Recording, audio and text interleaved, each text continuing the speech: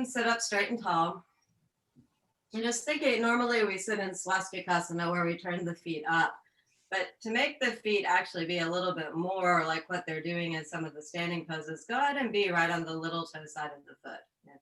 And you can let your feet come out a little bit so that they're underneath your knees. And so this one is usually referred to as sukhasana, which means pose of ease. Doesn't mean it's easy to do, but it does symbolize the ease or sukha that is part of asana. Patanjali defines asana as having two qualities. It has sukha, ease, and sthira, stability. And so we're supposed to look for both ease and stability in all the poses. So go ahead and still turn the thigh inside out. And you can move your calves up. You don't have to turn your feet up because you should be right on the little toe side of the foot. And so that requires a little bit more attention, extending from the inner knee through the inner heel. And then from the little toe side of the foot, draw up into the outer hip. Keep your outer hips firm as you lengthen up through your side ribs and roll your shoulder bones back. Bring your shoulder blades in, away from the neck, and into the center of the body and up a little bit so you really feel your chest get well lifted and broad. And then close your eyes and fold your palms together at your heart. You may feel a little bit different just at the beginning class, taking the slightly different seated position than we normally do. I feel a little bit more awareness of the firmness or the stability in my outer hips in this particular foot position. And I'm also pretty aware of the feeling of the lift of my chest up into my, lift of my sternum up into my thumb today for some reason without even having done much about it at all. And then go ahead and take your awareness to your thumb and push your thumb into your sternum and your sternum into the thumb so you feel the chest lift a little bit more. Let your trapezius muscles release away from the neck. Lift your forearms up on the whole rib cage as well and let the trapezius release. And then follow that trapezius release with your mind with an exhalation. And let the exhalation also draw your awareness to that inner landscape of you, the domain of yoga. And from that space, let's chant 3 Ams together.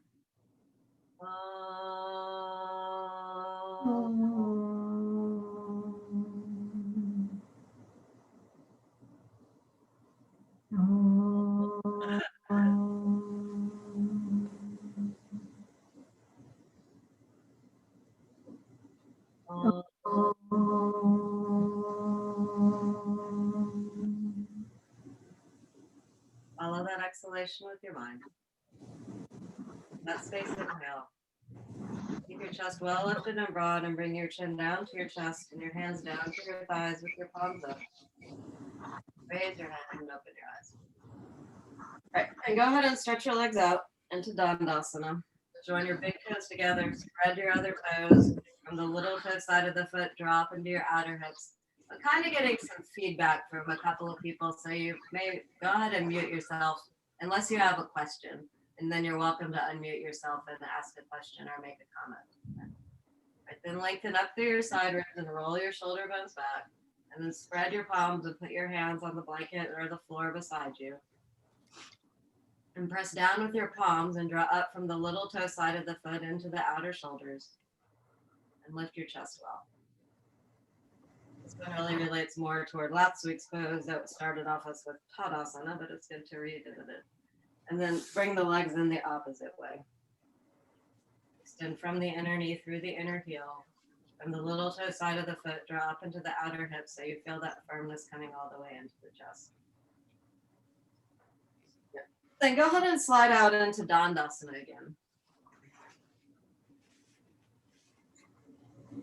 And then just as a preparation for some of the lateral angle poses, bring your legs out wide into Superbadakinosa.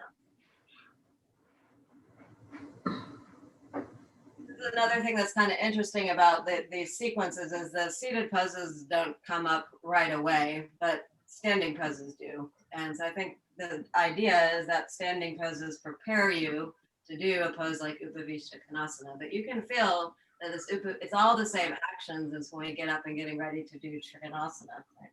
So spread your toes well. From the little toe side of the foot, draw up into the outer hips.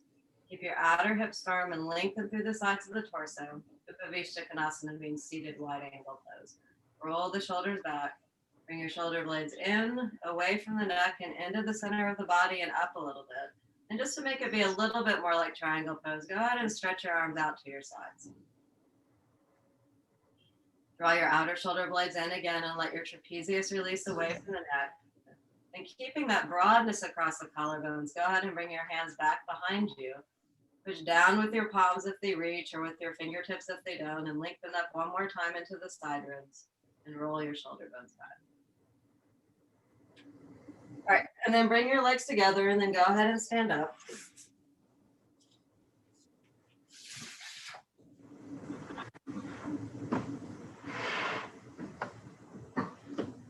I'm very used to seeing all of you on the big screen, so when I teach from up here, you look very far away. I can see you.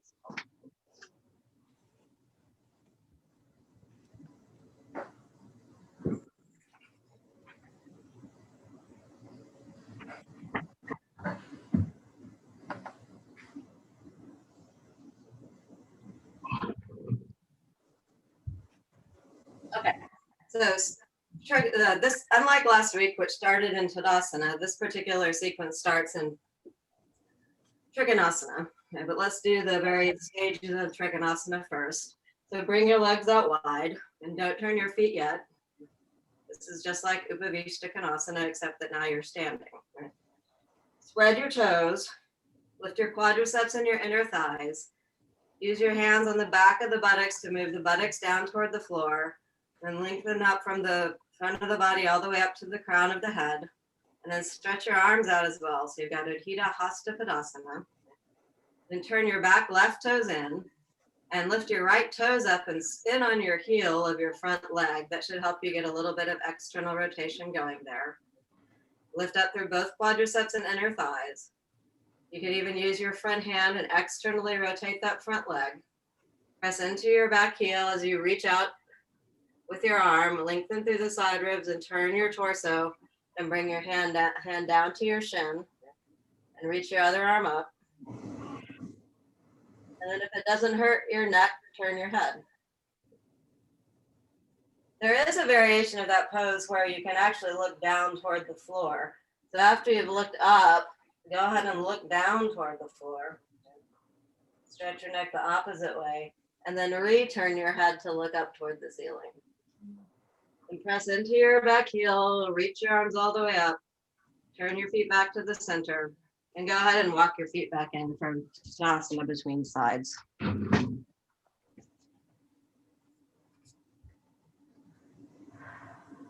right, then step or jump your feet back out wide to Udhita Hasta Padasana. Keep your hands on your hips first. Kirsten, if you want to take the support of a wall or chair for your elbows, feel free to do that. Just trying to get my head in the picture here.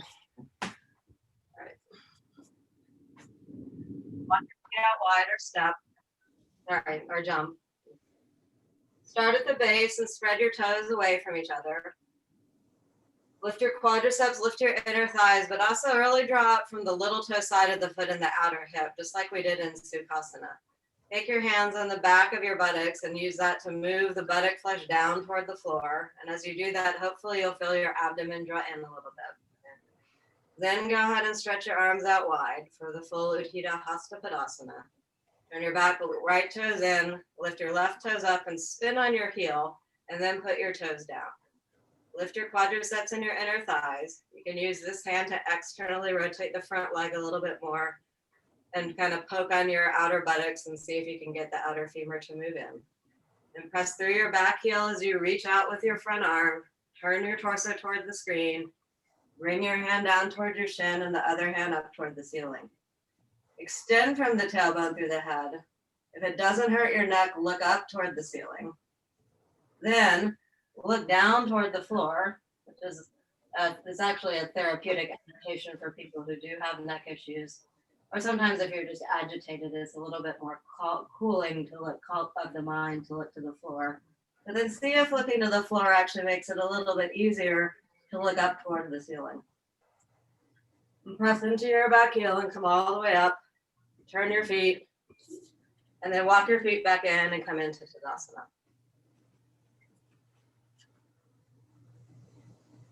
Just notice what the opening wide angle pose does for your Tadasana, right? I feel a little bit more firmness in the hips, a little bit more lift into the chest. All right, so this time we're going to do a little, yep. Question? We're going to do a slightly different arm technique for the upper arm, okay, but triangle pose again. So step or jump your feet out wide. Move your buttocks toward your heel. We'll spread your toes. Lift up through the inner thighs, outer thighs, quadriceps. Okay. And turn your feet. Press into your back heel and reaching them up into the pose like we did before. But now put your top hand on your hip. Look up toward the ceiling. And then roll the shoulder back and actually move your elbow as much as you can down toward the floor. It might even disappear behind you and your torso might even turn a little bit more toward the ceiling. Then turn your head a little bit more. And when you have this arm position, what I feel is that my rib cage rotates a little bit more fully away from the front leg. Then go ahead and finish the pose with your top hand. And press into your back heel, reach and come all the way up. This time, see if you can keep your feet out wide without coming back into Tadasana. But if you need to, you're always welcome to, and then rejoin with the rest of the class. All right, so turn your feet. Make sure you've lifted your quadriceps, inner thighs, all that basic work. Lengthen out, bring your hand down, turn your head, and bring your hand down to your hip and see if you can turn your head a little bit more. Then roll the shoulder back, and it's really like someone had their hand on your elbow and they're pushing the elbow down to the floor. Now, as you do that, what you should feel is that your left ribs come a little bit more away from the leg and that there's a little bit more of a turn in the torso, which should make you be able to turn your head a little bit more. Then go ahead and add the top arm. And press into your back heel and come all the way up. Turn your feet back to the center. And then come back into Tadasana. That's one of the other really interesting things about working with these sequences. I'm just trying a different setup here. I'm not going anywhere, but is there so many different ways to do triangle pose? Like I could probably think of I'll be thinking of different ways to do it as we're working on these triangle pose sequences. So that one was one I actually just learned yesterday morning. Yeah, I love that about Iyengar yoga as well, that there's always been doing it a while. But if I had been taught that before, I didn't remember it. And it's a really, really effective little trick to get a little bit more movement in the rib cage. Okay, so the second pose is Parshvo Tanasana. So walk your feet out wide. Typically, Parshva Tanasana is a little bit wider stance than Trikonasana. Then go ahead and keep your hands on your hips for the first time around. Turn your feet. Turn your torso back toward the screen. And stretch your arms out. From your back heel, bend your knee to form a square, as much as you can. Then go ahead and place one elbow on your thigh. And use it to help you sit deeper by pushing down, but you're also lifting up out of that elbow. But you can also use your elbow and move it back behind you, and that'll help you externally rotate the leg more. Then try that same elbow trick in Parshvakonasana while the elbow's bent. Can you push that elbow toward the floor and get a little bit more turn of the torso? And slide your hand down to your foot or the floor or brick. And then add the full hop arm, stretching your arm all the way up. Sit a little bit lower, turn your head if you haven't, and then press into your back heel and come up. Turn your feet back to the center. First time around, we'll go ahead and come back to Tadasana between sides. Both practices are very prevalent in Iyengar yoga. Sometimes you'll be in a class where people are really insistent that you keep your legs out between sides and build up the strength and the stamina that way. Other times, you come back to Tadasana between sides, and that does give you a little opportunity to sense what the pose does. Because now that I'm in Tadasana, I feel a little bit different on the side of the pose that I went to. Okay. And then it makes me want to do the other side a little bit more. So walk your feet out again. Parshva Tanasana. Turn your back toes in and turn your front leg out. From your back heel, bend your front knee to form a square. And turn your torso even here as you put the bent elbow on your bent leg. Use it to sit a little lower. Also to turn the external rotation a little bit more. Extend from the tailbone through the head. Now pull your elbow back behind you so the torso really turns away from the bent knee. Then slide your hand down and then add the top arm. Extend from the back heel through the side ribs all the way through the little fingers. And feel that stretch and opening in the side ribs. And then come all the way up. Turn your feet back to the center. And then walk your feet back into Tadasana again. One thing that is not in this sequence is Vrikshasana. And Vrikshasana, you remember, you have the arms all the way above your head, and you get this nice stretch and extension through the side. So I actually find in this sequence that Parshva Tanasana extension is a little bit harder than having not done Vrikshasana. So let's just stretch the arms up above the head into Urdhva Hastasana. Take hold of your right wrist with your left hand and pull straight up. Press down into your heel and pull straight up. And then even tip over to the side a little bit. And as you tip to the side, keep pulling with your hands so you really get this nice extension through the sides of the torso. Then keep pulling as you come all the way back up. Reach both hands up. Let your trapezius release away from the neck. Take hold of your opposite hand and pull and lift straight up. Press into the bottom heel and lift up with a hand. Keep pulling with your hand as you tip over to the side. Pull a little bit more. Press into your heel as you're pulling more. Then keep pulling as you come all the way back up. And then release and bring your hands down to your sides. So Parshva Tanasana again, but let's see if it feels a little bit easier to get that extension in the side ribs after having done that little Urdhva Hastasana work. So walk your feet out wide or jump. Just leaving all that up to you. Nothing makes it a little bit more aerobic. Heart rate will get a little more elevated. There's also a kind of lightness that comes from a lot of noise. Yeah, so never make sure that they're muted. And it looks like you might not be muted. And oh, I actually have the power to mute everyone. Power of the mute. Hold on. Mute.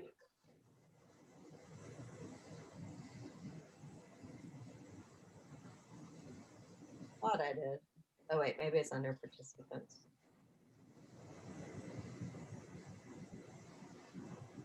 Oh, I can mute. Yeah. Lena. Getting a nice little rest here. Right. Okay, everyone's muted now, except me.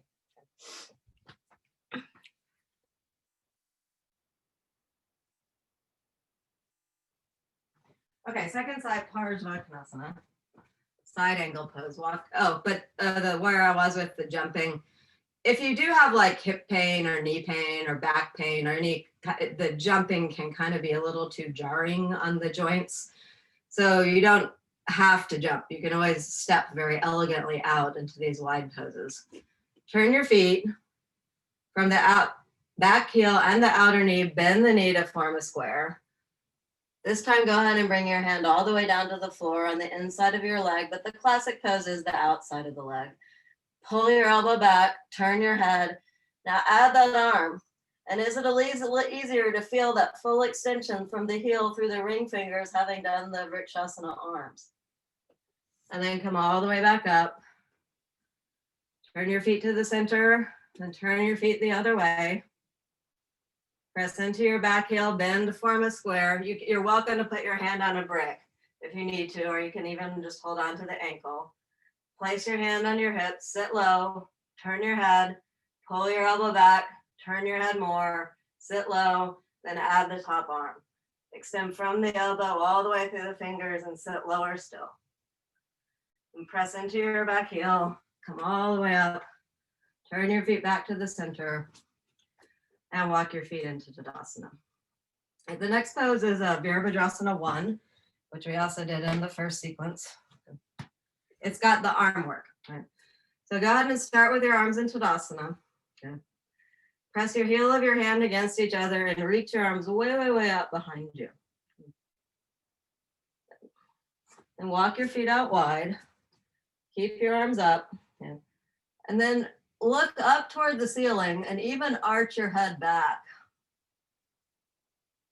And bring your head back to the center. If it's too tiring for anyone with their hands like this, you can keep them on your hips. Turn your feet to face toward the right, and your torso turns around as well. So this is torso turning is the beginning of our new pose in the sequence, Parshvo Tanasana. Press into your back heel, bend your knee to form a square, keep lifting up with your arms, and then arch your head back again and sit a little bit lower. I kind of added in that first arch back. Come up, turn your feet, go ahead and bring your hands down, and come back into Tadasana. So that's another really interesting thing about these sequences is in this week, there are 3 poses, Warrior 1, Parshvo Tanasana, where you fold forward, and then it adds Prasar to Pado Tanasana with your legs wide apart. And all 3 of those have a stage where you're really opening the front body and arching the head back. Okay? Now down the road, if you were to take a look at the end of the book, there is a technique of, it's called standing back arch, where you start in Tadasana, okay, and then you end up in back bend on the floor. Okay. So just with that idea in mind, go ahead and place your hands on your hips, roll your shoulders back, okay. Move your feet about hip width apart or even a little bit more. And then just arch yourself back, bring your shoulder blades in, okay. Look up toward the ceiling. And if you can go further than that, look a little further up the ceiling, back, and some of you may even be able to see the wall back behind you. And eventually, okay, you arch so much, you reach your hands forward and you come back into Urdhva Dhanurasana. Okay? That pose is very, very near the back of the book. Okay? But it's interesting to think about that in the back of the book as being prepared from these very basic poses, just like the basic poses are preparing you to do Shirshasana, right? So let's do it one more time, standing back arch. Okay. So have your feet be about hip width apart. You can put, there are lots of positions you can work with your arms in this kind of work also. And then you just arch back. Extend from the tailbone through the head. And basically the arching will take you where you're able to look, okay? So you might just look barely up toward the ceiling, keep your legs strong, extend from the tailbone through the head, but you might be able to look back a little bit more and then come all the way back up. Nicely, and that looks really good. Okay. All right, back to Vira 1. Okay. So walk your feet out wide. Turn your back left toes in and your front right leg out. I'm going to do it facing you this time.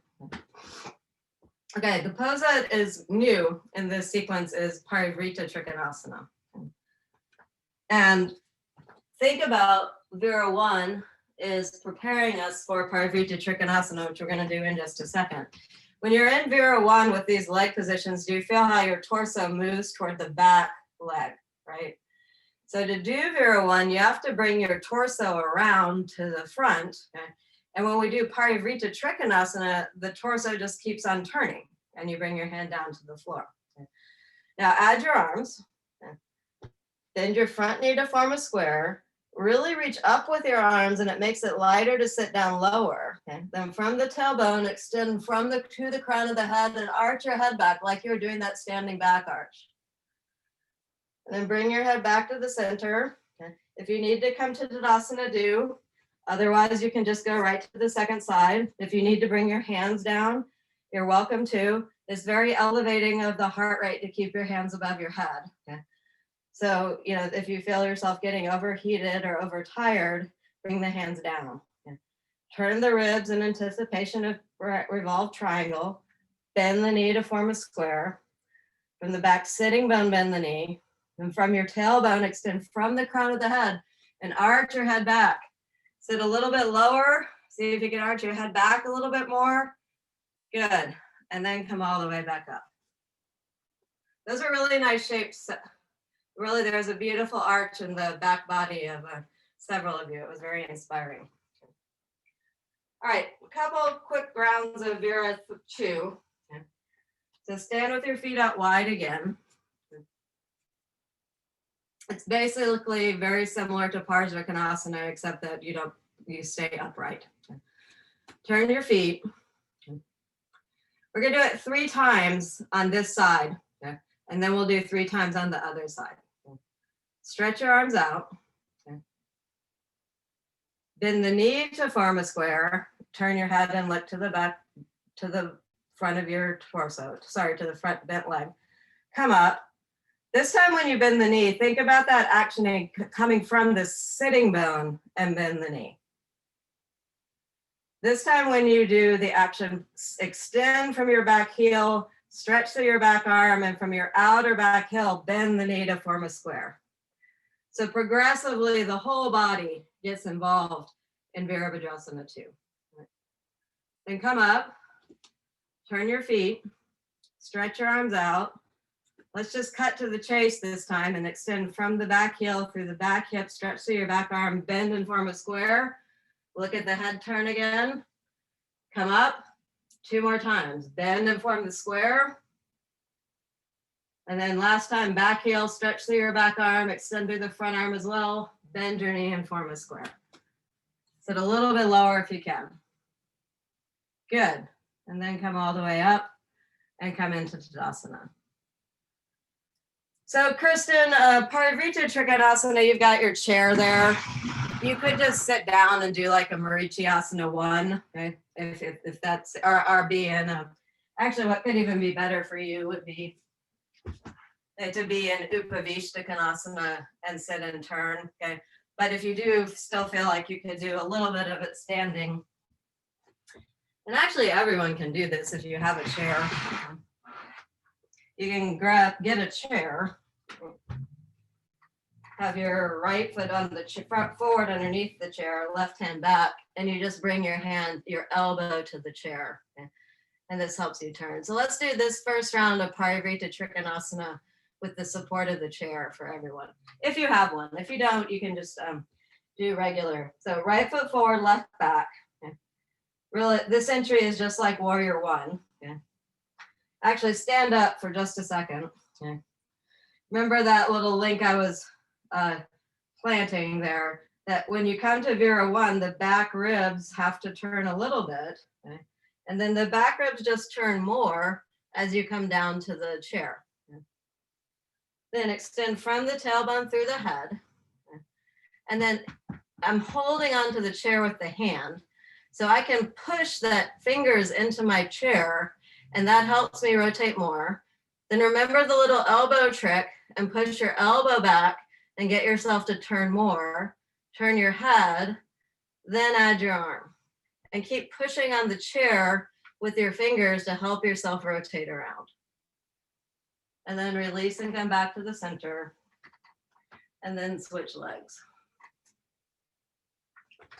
If you still want to face the screen, you might need to switch your chair situation. See, I don't even have, I do have a yoga chair up here, but I'm not using it right now. Okay, so left foot forward, right foot back. Go ahead and start standing up so we can establish that Virabhadrasana 1 link. The torso begins its turn coming toward Vira 1. It continues its turn and becomes even more of a turn as you bring your elbow down to the chair. Keep your other hand on your hip. Make sure your legs are still working. Extend from the tailbone through the head. Now push on the chair with your fingers and feel how that helps you turn the torso more. Now add that little elbow trick and feel how your torso turns more. Then add your arm and then turn your head. Good. And then come all the way back up. I like that chair. If you want to still use the chair for the second round, it's available. Now, the classic entry of this pose, okay, is actually not from Virabhadrasana 1. It is really from kind of a Trikonasana. So there's more of a swoopiness to it. Okay, so go ahead and stretch your arms out wide. Turn your back left toes in, right leg out. Keeping your arms out wide, turn. Okay? Then keep turning and bring your hand down to the little toe side of your right foot and your upper hand up toward the ceiling, and then turn your head. It's kind of like a windmill. And then you're going to come all the way back up. Turn your feet the other way, keep your arms out. And keeping the arms out like this, for me, helps with the rotation of the rib cage. Okay? And then you just keep on turning the ribs, bring the hand down, reach the hand up, turn and rotate. Then press into your back heel, come all the way up, and come into Tadasana.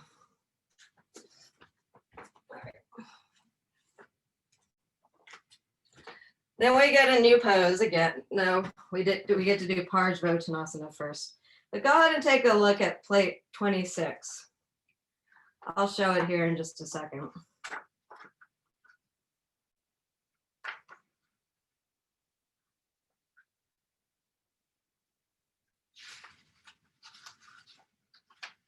Actually, we're going to look at plate 14, plate 26, and plate 29. Okay. All right, so here we go. Here is Virabhadrasana 1, right? See how he's arching his head back and he's got that opening in the front body. Okay. We did that. Some of us were even deeper in the back then. Then here's Parshvo Tanasana, what we're going to do next. And look, he's got that back arch. Again, there's this upright stage where he's arching his back and looking up toward the ceiling before he folds forward. The next pose we're going to do after Parshvo Tanasana today is another new one. Well, it's not new, but it's new in the sequence, is Prasar to Pado Tanasana. And look, you've got that same back arch again, right? Okay. So 3 of those poses, that must be a really important, my interpretation of that is it must be a really important action to be doing to prepare us to do other things, like you want to look at plate 483, okay? Like plate 483, that's the standing back arch we were practicing. And he goes pretty far back, right? So just an interesting thing to keep in mind. Okay? And not skip that stage because it's hard. Okay, so we did Parivrita Trikonasana. There are lots of fancy ways to work with the wall support in Parivrita Trikonasana that maybe we'll work on next week when I'm back in my yoga room for this class. I'll be back before that. But. Okay, so the next one is Parshvo Tanasana. Now remember what I said about the arms, okay?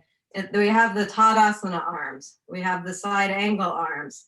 We have the Virabhadrasana 1 arms, okay? What also gets added in, okay, in these early sequences is hands behind the back. If you can do Paschima Namaskarasana, do it. Okay. If you can't, in Enlightened Yoga, he actually shows the variations where you can hold on to your wrists or somewhere on your arms. Okay. And if even you can't do that, put your hands on your hips and move those elbows back toward each other. Okay. All right, but do try if you can. If it's too much for you, then you don't do it. Okay. But this is a hard pose for me. Okay. This is our 4th week, I believe, of working with these sequences. 3rd or 4th, I need to count and make sure. But what I have found doing this much more regularly, it's getting a little bit easier. Okay. Also, my rib cage is getting a little bit more flexible. Okay. All right, so you have your hands behind you and step or jump your feet out wide. Okay. Turn your legs like you are doing for Virabhadrasana 1 and Parivrita Trikonasana.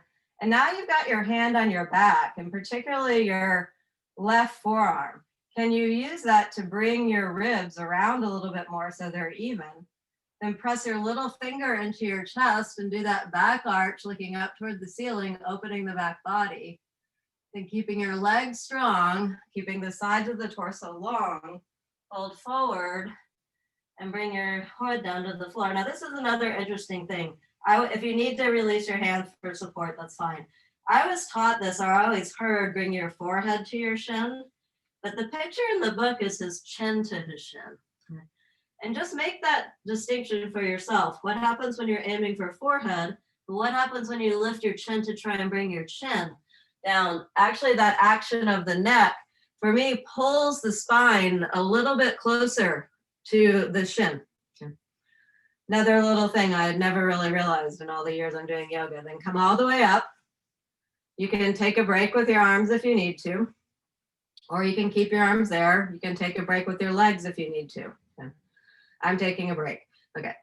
Then again, my right shoulder this is how I get into it. My right shoulder is significantly tighter and has had more injuries than my left. So I have to be more careful with it.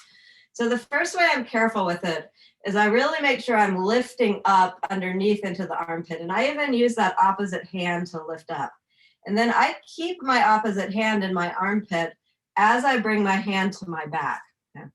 Then once my hand's on my back, I take the other hand and kind of scooch the hand up a little bit. Then I put my other arm in. Now, really, I should probably also do that with the other hand and alternate. Okay. But if I do my left hand first, it's a lot harder for me to get my right hand in on its own. Okay, second side. Walk your feet out wide.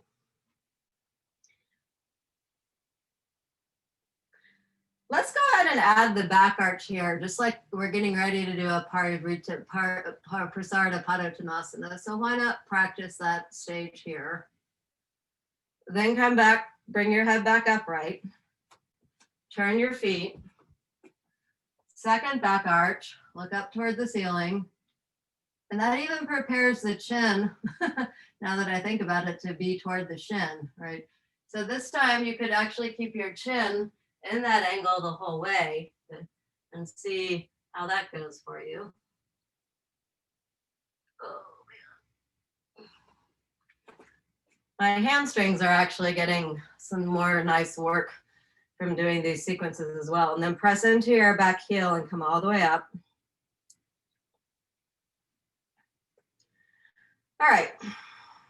So here is the other new pose that comes in this sequence, and it's called Prasar Pado Tanasana. It's back at plate. There's a couple of things I want to point out just briefly about it too. It is often taught where you bring the crown of your head down to the floor. I've been taught that lots and lots. I've been taught it the other way too. But take a look at plate. We've already looked at plate 29. This pose has got a lot of pictures. But then go ahead and skip to plate 33 and plate 34. Here it is. He is actually not on the crown of his head. He's actually on the back of his head. Okay. So that's another difference for the neck, right? And he's also pretty rounded in the back. Okay. In fact, it's almost like he's doing Kanasana. Okay. But it also has these concave back stages too, where he looks straight ahead if you wanted to take a look at plate. So he looks up first, plate 29. Okay. Then he brings the hands down and he looks pretty far forward, and that's got 2 or 3 pictures, that stage. So that lifting of the neck up must be pretty important. Right? But then he doesn't come to the crown of the head. Okay? He comes to the back of the head. Okay? And in the first one, the shoulder blades are on the back, but in this next stage, the shoulder blades kind of move away from the spine. Right? So there's a lot going on in this pose. All right. So start with your feet out wide, which should be getting a lot easier now. Keep your hands on your hips at first. That's the first stage. Move your buttock flesh down. Lift up spread your toes, lift the quadriceps, inner thighs, and do the back arch. Because that comes first. Then the arch is actually pretty far back. And keeping your legs strong, sides of the torso long. The next stage, bring your hands back to your feet. Or if you need to keep them further, do so. If you need bricks, you can have those too. Now this next stage is actually, in terms of the neck, pretty hard. Okay. It's hard to look straight ahead. I can't look at the screen. But in the book, he's looking straight toward us. So I'm going to try. Okay. Then I'm going to let my back round and bypass the crown of my head and go to the back of my head. And sometimes when you do that, you can actually bring your head in a little bit more fully. Now you're not trying to do a somersault, okay? But it is just interesting to note what's happening. Are you doing Parshva? You're doing Upavishta, Kirsten? That looks good. Okay, you can also alternate it with Kanasana. Okay. All right. Good job, everyone. Okay. Then just retrace your steps, come all the way up. We've got time to do this so well. So now, Kirsten, you can turn. So I was also taking a class with Patricia recently, Patricia Walden, and she taught this variation of Prasar Pado Tanasana that is a kind of cousin to Parivrita Trikonasana. Okay? And it looks like this. You start with your feet out wide. Okay? We may as well do this stage, even though she didn't teach it. And you'll bring one hand down, keep the other hand on the hip, and I'm turning toward the screen, and then I'm adding my arm and turning. So it's a kind of combo of Prasar Pado Tanasana and Parivrita Trikonasana, and it feels very nice in the rib cage. Okay? I can really bring my bottom left ribs around. And then after we do both sides of that, we'll just come into full Prasar Pado Tanasana, holding onto the ankles. Okay? All right, which is in fact not shown in light in yoga. Okay, but step your feet out wide. I'm gonna kind of take a look at you. Fold forward. This is the last standing pose. Then stay in the concave stage. You put your left hand in between your legs. Have your right hand on your hip for a second. Okay. Then pull the elbow back and now turn your torso to the right. Okay. There you go. And you'll feel your ribs come around. Then add your top arm. Okay. And then turn your ribs a little bit more. So it's a Prasar Pado Tanasana blended with Parivrita Trikonasana. Then come back and do the other side. Okay. Bring the right hand down, left hand on your hip first. Turn and rotate. Do the little elbow pushing down action to get more rotation. Then stretch your arm up. Then turn. Then bring the hand back down, okay, to the floor, unturn, and then go ahead and fold all the way in, bringing your head to or toward the floor. And this time, go ahead and grab your ankles.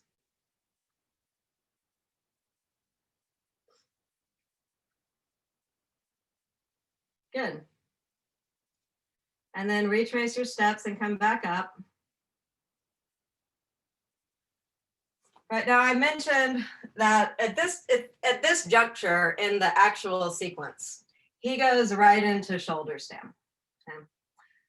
But I want us to do a headstand, and I want us to do a preparatory downward facing dog for headstand. So I'm inserting that in, but it is just interesting to know that he just, after all these standing poses, goes right into shoulder stand in these opening sequences. Okay, so let's do an Adho Mukha Svanasana, downward facing dog. If you have the chair and you want to do a chair downward facing dog, feel free to do that. But feel how your downward facing dog, the other reason I wanted to put it in, aside from it being pretty much my favorite pose, is after all of that backward bending we did, and after all of the rotation that we did in this pose, and after all of the armpit opening, you should have a very nice experience in your downward facing dog. And it should really feel like, for me, it feels like my thoracic spine is more mobile. Okay? My armpits are nicely open, and without me doing much at all to get the weight back into my legs, the weight feels like it's more back in my legs. Okay? And I think that's the result of the strong standing pose actions that we did, that the legs are prepared to do their work. Another reason I put this pose in is it's also, it actually brings back vitality and energy. Yeah. So if you do get tired after the standing poses, then this pose can be a nice quote unquote recovery pose for you. All right, that's a pretty long stay. So walk forward till your feet are right underneath your hips.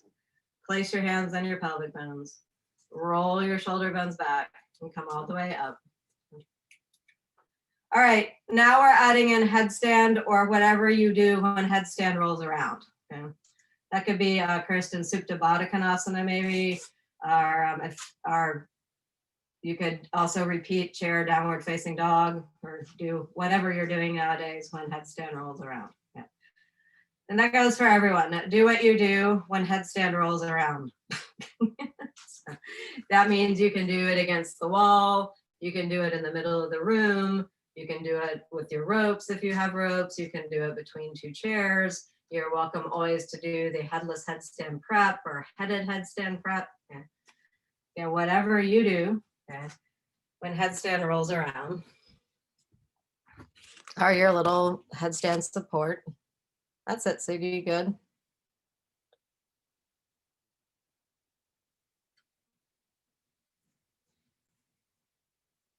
Yes, Satya is fine, Lena, if you don't, yeah. Right. That looks pretty good, Melinda.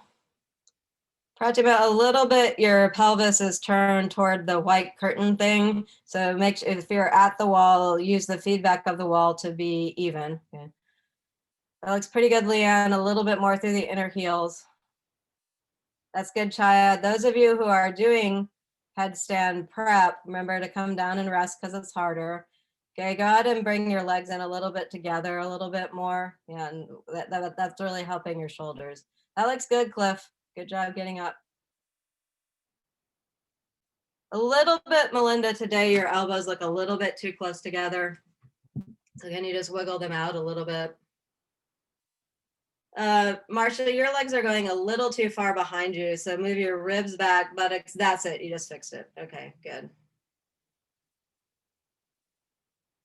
And we'll stay, if you can stay up another minute, we'll stay up another minute. If you need to come down, and the reason you would need to come down is that you can't keep your shoulders lifted. You need to come down. Okay? You should actually come down before that point. Okay? Well, you still have enough energy and presence of mind to still be in the pose. Now, I will also just mention that the other thing that we learn after we just learned to do headstand are all of the leg variations. And really the leg variations are just variations of all of these standing poses upside down. Like bringing your leg forward is like Vera 1. Bringing your leg to side is like triangle pose, right? Turning and splitting is like Parivrita Ekapada Shirshasana is like Parivrita Trikonasana. So the standing poses also prepare not only for headstand, but they also prepare you for variations in headstand, right? Okay, so go ahead and come down and everyone rest in downward facing child's pose.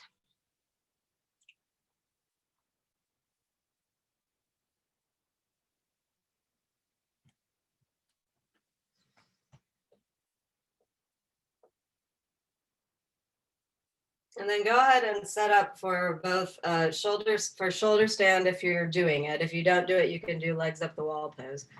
If you are doing shoulder stand, I would like for everyone, even if you can get all the way to the floor, I would like for everyone to use a chair, okay, for their plow pose. Okay. So you're gonna have a chair for your feet. And you're gonna set up your shoulder stand in front of the chair, about the distance of your leg or your arm away from the chair.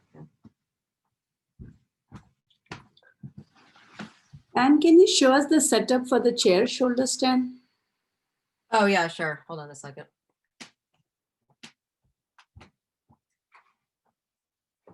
Okay, that's classic shoulder stand.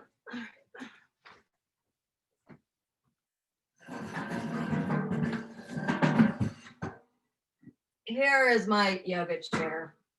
You actually don't need a yoga chair to do chair shoulder stand. Like I could do it on my other regular chair, though that chair is a little bit wobbly. Yeah. Okay, here's what I do, is I have the chair and I have a sticky mat. And then I fold the sticky mat in quarters. And then I fold it in half again. and I put it on the chair. Okay. Then I've got a pretty long torso, even though I'm a short person and a long torso. So I need a little bit more height on my chair to have a really good chair shoulder stand. Okay. So I take a tri-folded blanket. This one's actually pretty thick. I could probably get by with just a double folded blanket. And I put it between my sticky mat pieces. Okay. So it gives it a little bit more height. Okay. And it also gives it a little bit more padding. Okay. Now, there are lots of things that you can do to make the shoulder part of shoulder stand. Okay. The easiest thing to do is if you have a firm enough bolster, you just put the bolster in front of your chair, all right? And that's for your shoulders. However, though my golden retriever bolster is virtually perfect in most ways, it is not good for this particular setup because it's too mushy, okay? It's not firm enough. So what I do instead, when I only have my golden retriever bolster, okay, is I fold a couple of blankets. You might need 2, you might need 3. I haven't done it with blankets in a while, so I have to experiment. Okay. What I'm actually going to do now is I'm going to trade this thicker blanket and put it underneath. So I've got 2 blankets here and they're pretty firm. Okay. Then I'm going to use my Puna blanket and do that as the trifold because I happen to know that is the perfect amount of height. Okay. So that's the setup. Okay. And you get pretty used to doing it. Okay. The tricky part, Pratima, okay, is getting into it. Okay. Because you have to first bring your legs over the chair and scoot your buttocks back a little bit, and you have to keep the legs hooked on the chair. Okay. That's what keeps the chair from tipping over. And then you have to keep your legs hooked on the chair. Then you can hold on to the chair until you get your shoulders on the blankets. Okay, now I actually could use a little bit more height, but I'm just showing you here underneath my shoulders. So your shoulders come down to the bolster, the blanket, the back of the head's on the floor, and you can either keep your legs on the back of the chair, which opens the front body more, or you can bring them away from the chair back and be in more of a Viparita Karani shape in your pelvis. Is that helpful, Pratima?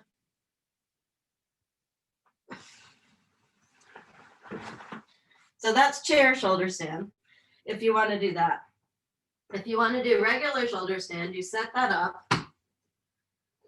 And the way I am personally really liking to do the shoulder stand plow thing is lately I am finding I don't like, even though I can get my feet all the way to the floor for plow pose, I find it's a little constricting on my breathing. So when I roll into my feet on the chair first, getting into shoulder stand, okay, then I have the ability to really lift up and get length in the size of the torso. That looks good, Marcia. Okay. So if you know what you're doing, you don't have to watch. I mean, you don't have to watch the demo. That's a lot of watching that we just did. Yeah. But when I come into it, you can use a strap or not. And I bring my feet to the chair. That gives me the opportunity to push the feet down and lift the thighs up, which makes it easier to get my shoulders way underneath me. And then that makes it easier to get my hands on my back. It's also a nice way of working. You can bring one leg up and really pull and lift with that one leg. And then you can do the other leg, pull and lift up. And then you can bring both legs up into shoulder stand. And then I have a very nice shoulder stand experience. So the chair for Halasana, for me, these days, is really helping me have a better Sarvangasana experience. Okay, so again, you can do chair. The chair ones look nice. Suki's doing handstand. That looks good, child. That looks great. Just lift up with the top leg a little bit more and press your toes into the chair and really use that top leg. Move it back. You had it in the right position before. Lift it straight up toward the ceiling and you should make it feel lighter in the pose. There you go, Pratima. The bolster might be a little, yeah, there you go. You can either put your head down toward the floor, Pratima, or you can keep the head on the bolster. Both work. Okay. Now you have to slide a little bit off, Pratima, so the shoulders actually come to rest on the bolster. And then you can get your head, legs up. I can't tell if your shoulders don't look like they're on the bolster. So you have to slide off a little bit. That looks good, whatever you're doing, Kirsten. It looks very nice. And I like your yoga tights too. Melinda, that looks nice. Good, you're getting lots of good lift in the side ribs and the elbows are in. Okay. It's a nice choice, Lena. If you aren't doing the shoulder stand or if you've come out of shoulder stand, we actually have time to also do legs up the wall pose. And also after legs up the wall pose, we'll actually do Superbadakinosa. Everyone will do that today. So start making your way into coming back out of Sarvangasana. You can pass back through Halasana, roll out of the pose. And then you can come into legs up the wall pose.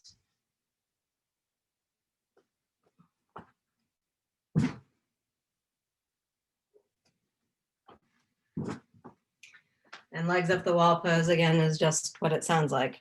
You put your legs up the wall. You can either work with a bolster underneath your buttocks or you can just work flat on the floor. Okay. Both of them have good effects. You could also fold blankets if you don't have a bolster. But just come into legs up the wall pose. Even though this was a, let's say, early on sequence, it's not that it is unchallenging. Right? Standing poses are very energizing. They take a lot of energy. They build strength, stamina, confidence, all the good things. But after standing pose practice, it is nice to take a little bit of time and do a little bit of restorative work. Right?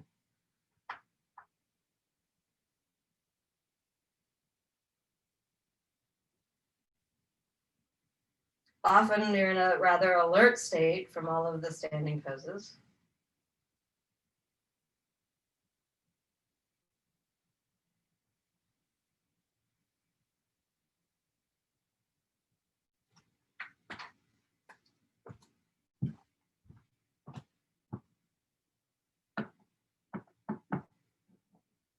And so you can have an alert, let's say, frame of mind as you're doing this restorative work.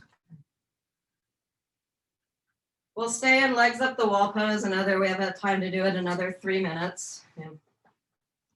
But after legs up the wall pose, you will come into Superbadakinosa.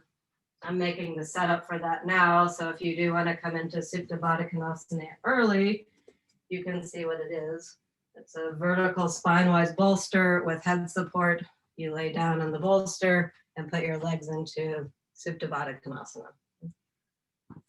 I like to personally work with a blanket roll, and you're welcome to stay in Viparita Karani another allotted 2 or so minutes, but some of you were looking like you were ready to come out or were not comfortable. So the last pose that we'll do before Savasana is Superbadakinosa. It's also a very good one for the pregnant member of our class, and so I want to make sure she gets some of that in. But it's good for everyone, even the non-pregnant members of the class. It's an excellent restorative pose.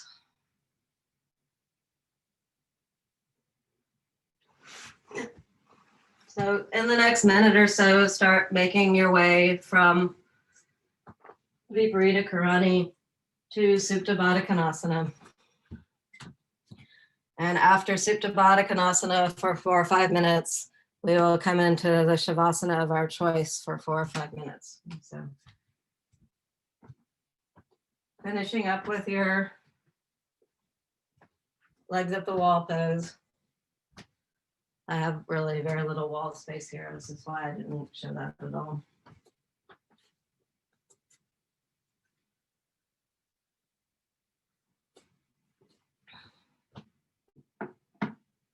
and slide into legs up the wall pose. I'm actually going to set the timer for 4 minutes and do it with you, just because when I was demonstrating, it felt very good. And I feel relatively certain you don't need direct supervision in Superbadakinosa. The only thing that sometimes goes a little bit astray in Superbadakinosa is sometimes people feel like their lower back is bothered by it. If that is the case for you, 2 things to check. Make sure you've got a little bit of space between your sacrum and whatever you're laying back on. Okay? If it's jammed right up into the sacrum, that can cause pain. The other thing to check is really make sure that your buttock flesh is moving away from the bolster, so you have some length in the lower back. It's also possible that your support might be too high. Okay? So if you're not completely comfortable in this pose, unmute yourself and I'll come take a look at you and see what I can do. Just say, Anne, get up off of that golden retriever bolster and come look at me. Okay.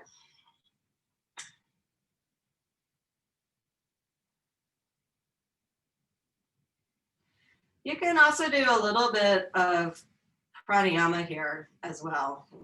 It's actually a very nice pose to practice the ujjayi, is with your chest elevated like this. You can really feel the expansiveness of the inhalation. And with the chest elevated and the legs out wide, you can really feel how the abdomen descends. So if you would like to do, and I'll even talk you through that, a few rounds of Ujjayi 4, you're welcome to do that. So after your next normal exhalation, if you're going to do that, exhale completely, keeping the abdomen going into the spine, unless you're Kristen.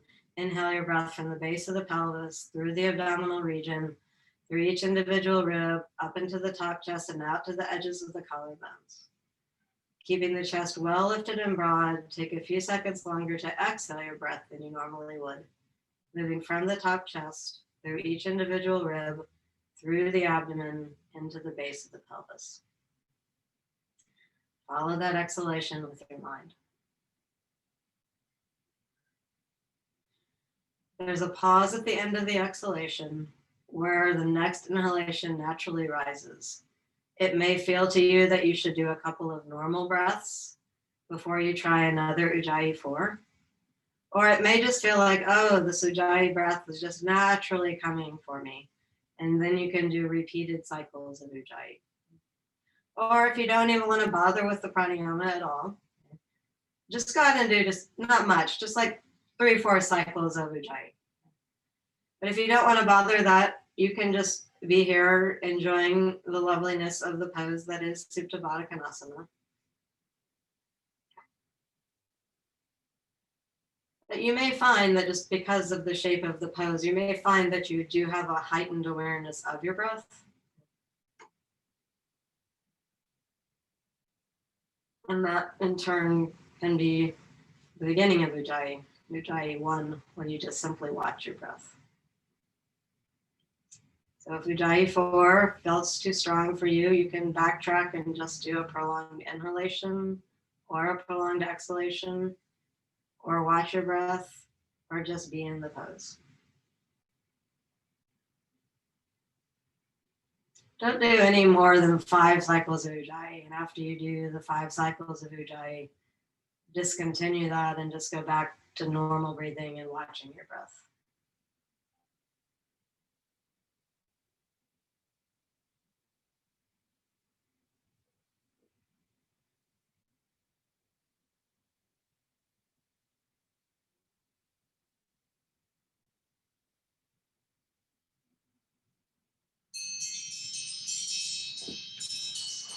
And then bring your legs together. You can just stretch your legs out straight and stay with your torso elevated on the bolster for Savasana. That is a perfectly good variation of Savasana. You may want to put the bolster underneath your legs or on top of your thighs. Those are also perfectly good Savasana variations. Or you can get rid of all of the proppage and just lay flat on the floor in your Savasana. Any of those are totally acceptable. Let your eyes release into the back of your head. Let your tongue release away from the roof of your mouth. Unclench your jaw. Let the back of the throat release. Let the sides of the throat release. Let the base of the throat release. Let your ears draw inward. Completely relax the features of your face. Become quiet within.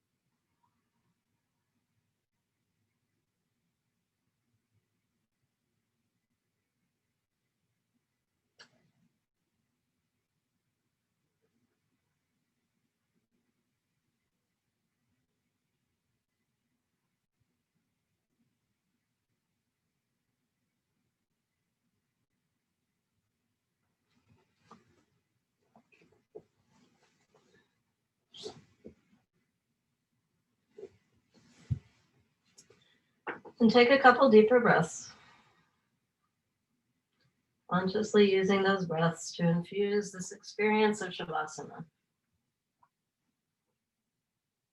Hopefully the experience of the sheath of unalloyed bliss that surrounds the soul with you as you go about your work in the world. Place your hands on your rib cage. Bend your knees. Roll to your right side. And use your hands to push yourself up. And sit up straight and tall. Lift your chest well. Close your eyes and fold your palms together at your heart. Observe the effect that your practice has on you. Observe it on every layer of your being, from the physical to the most deeply spiritual. In gratitude to the benefit you receive from your practice of yoga, in gratitude to the people you have the opportunity to learn and study and practice yoga with, and in gratitude to the lineage of Hatha Yoga itself as practiced by BKS Iyengar, reaching back to the sages of India and down through a line of teachers and students to you, here on the mat in Austin, Texas, Waco, Texas, Paris, France, wherever you happen to be in the world through the miracle of Zoom. Namaste.